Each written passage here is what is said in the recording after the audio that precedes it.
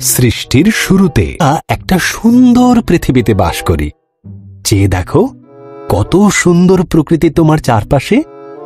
চলো আমরা সৃষ্টির শুরুতে ফিরে যাই, দেখি বাইবেল আমাদের সে বিষয়ে কি বলে। সৃষ্টির শুরুতে ঈশ্বর আকাশমণ্ডল ও পৃথিবী তৈরি করলেন। ঈশ্বর অন্ধকারকে বললেন, আলো হোক। এই আলোকে তিনি নাম দিলেন দিন, আর অন্ধকারকে নাম দিলেন রাত্রি। এরপর ঈশ্বর উপরের জল থেকে নিচের জলকে আলাদা করে ফাঁকা জায়গা তৈরি করলেন, যার নাম দিলেন আকাশ। ঈশ্বর সমস্ত জল একত্র করলেন, এর ফলে শুকনো জায়গা দেখা দিল।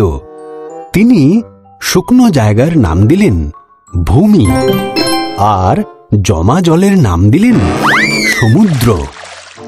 তারপর তিনি তৈরি করলেন ঘাস, শস্য ও গাছপালা। এরপর ঈশ্বর আকাশে বিভিন্ন আলো তৈরি করলেন, দিনের জন্য সূর্যকে আর রাতের জন্য চাঁদ ও তারাদের তৈরি করলেন। ঈশ্বর মাছেদের সৃষ্টি করলেন জলে সাঁতার কাটার জন্য, আর পাখিদের সৃষ্টি করলেন আকাশে ওড়ার জন্য। তোমাদের সন্তান হোক, তিনি তাদের বললেন। তোমরা বংশবৃদ্ধিতে ও সুরে পৃথিবীকে ভরিয়ে দাও। পঞ্চম দিন শেষ হল। এরপর ঈশ্বর পশুদের সৃষ্টি করলেন। তিনি গৃহপালিত পশু, বন্য পশু ও সরীসৃপ প্রাণী তৈরি করলেন। ঈশ্বর বললেন, আরও একটি সৃষ্টি বাকি আছে, যা সবার মধ্যে অত্যন্ত মূল্যবান। তাই তিনি নিজের মতন করে পুরুষ ও নারী সৃষ্টি করলেন।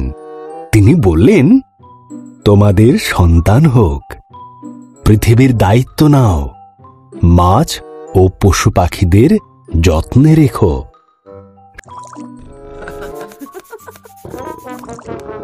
এরপর ঈশ্বর দেখলেন তাঁর সমস্ত সৃষ্টিকে খুব সুন্দর।